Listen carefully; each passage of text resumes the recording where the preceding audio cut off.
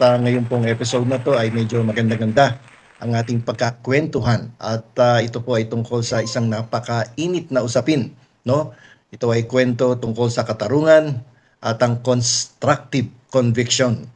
Ito po ay may kinalaman doon sa mga umuugong-ugong na usapan na kung sakasakaling matransmit ang articles of impeachment laban sa Vice Presidente doon sa Senado at bigla namang nagbitiw sa kanyang pwesto bilang Vice Presidente si Sara Duterte. Ano ang magiging epekto nito, no, yung kanyang resignation doon sa impeachment trial? Mahalagang pag-usapan natin yan sapagkat yung iba sinasabi tanggal na siya sa pwesto, so na-attain na ng ating batas ang layunin na matanggal yan, yung removal from office. Paano yung perpetual disqualification? Kasi dalawa ang parusa dyan sa impeachment if there is going to be a conviction. So yun po ang tatalakayin natin dito dahil gumawa po ako ng isang political at legal analysis sa bagay na to upang tingnan natin kung maganda ang ating magiging argumento tungkol sa sitwasyon kung sakasakaling magre-resign ang Vice Presidente. At bago pa ibaksak yung yung hatol laban sa kanya. So parang sinasabi tuloy ng impeachable official, ayoko na, quits na tayo. Wala na ako sa pwesto, kaya wala na ko yung kapangyarihan na hatulan ako. So lumalabas dito may escape tunnel itong ating Vice Presidente just in case naramdaman niya, naku, malakas ang ebidensya laban sa akin, makapagbitiw na lang at babalik na lang ako sa 2028 elections at ang lakas-lakas ko sa survey, no? So sa madaling salita, gagamitin niya yung resignation bilang isang escape tunnel. Ano yan parang lang yung breakup na na ghosting. Biglang naglaho nung sisingilin mo na yung utang. Akala niya, it's not you, it's me. Pero ang totoo, it's not you, it's the 1987 Constitution. So, pwede ba yun? No? Gagamitin na lang niyang escape tunnel, yung resignation niya. So, dito, pag-usapan din natin yung constructive conviction. No? At, siyempre, tatanungin nyo, ano ba yung constructive conviction na yan? Parang ngayon ko lang narinig yan. Di ba? So, sa simpleng Tagalog po, ito yung idea na ituturing naming guilty ka na para sa layuning hindi ka na makabalik sa pwesto. So dito, ituturing na natin guilty si Vice Presidente in the event she will decide to resign, no?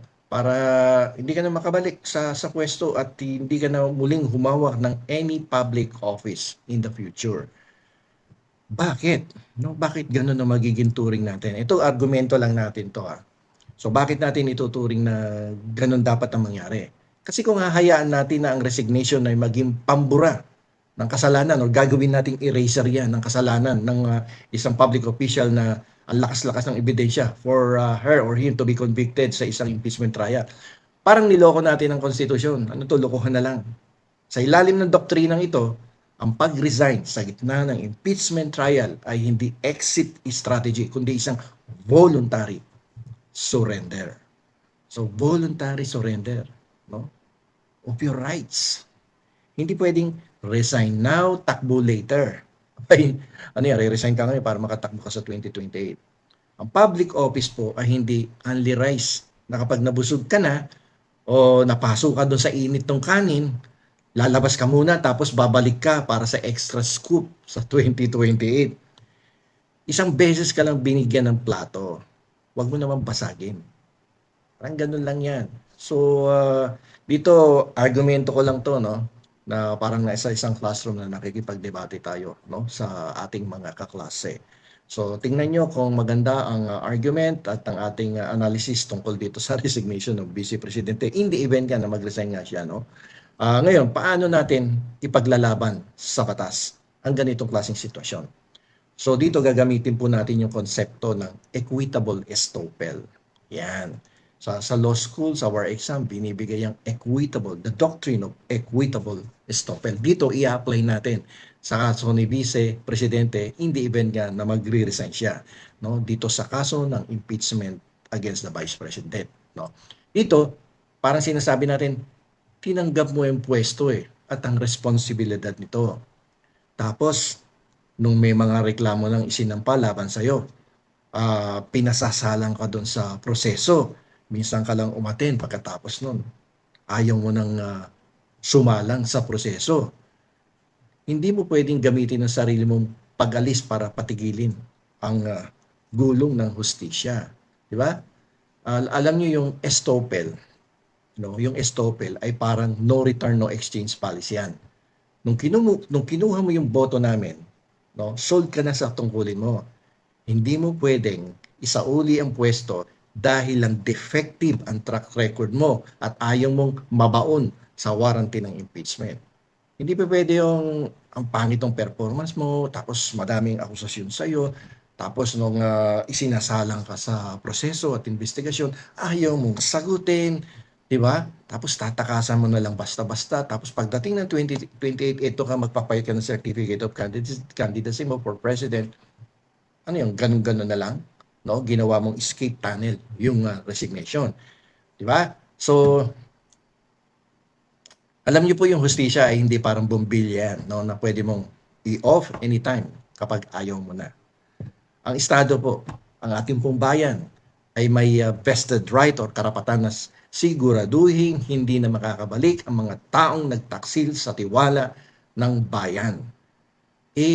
Para sa aking analysis, yan yung yung espiritu ng ating saligang batas, no? Na kapag ganyang may mga traidor, no, sa tungkulin, no, na hindi iginalang ang respeto at tiwala ng bayan, dapat hindi na binibigyan ng pwesto yan na makabalik, no?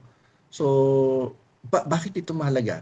Alam niyo po mga amigos, mga amigas, bakit natin pinag-uusapan ito? Kasi kung papayagan natin ang resignation as an escape tunnel, ang magdudusa po, tayo pong lahat. Tayong mga taong bayan ang unang-unang magsasuffer, magdudusa kung ito ay papayagan natin. Ano yan? Resignation. Tanggal ka na. Tapos tatakbo ka uli. Hindi pwede yun. Imagine ang isang opisyal na nagnakaw o ng abuso. Magre-resign lang. Hihintayin na makalimot ang tao.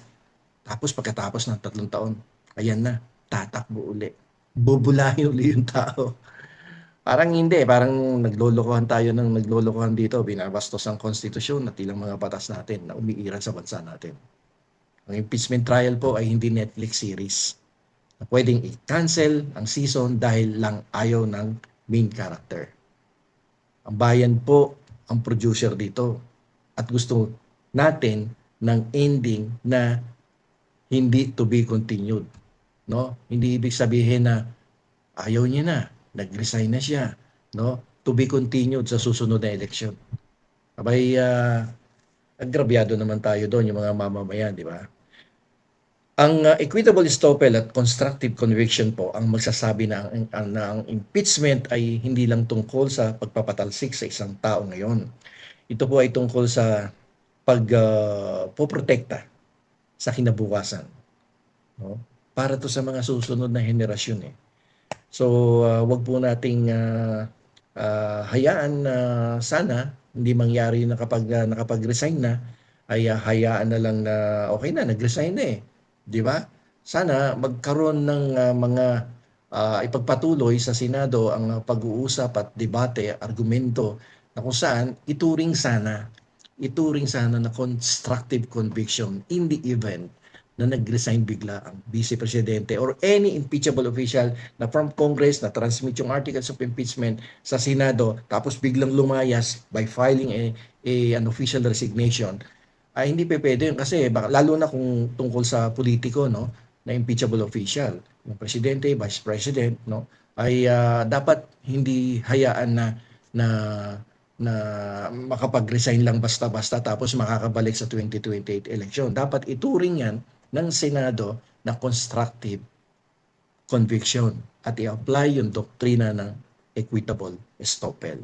So sana may makarinig nito at makapakinig, no, na ilang miyembro sa Senado na bigyan ng panahon pag-usapan itong tungkol sa doktrina ng equitable estoppel at constructive conviction ng hindi lang dapat gawin ng mga impeachable official na kung talagang tagilid ang laban, no, at ang lakas ng ebidensya sa kanya, meron pa siyang isang pagkakataon, resign, and then run later in 2028 presidential elections.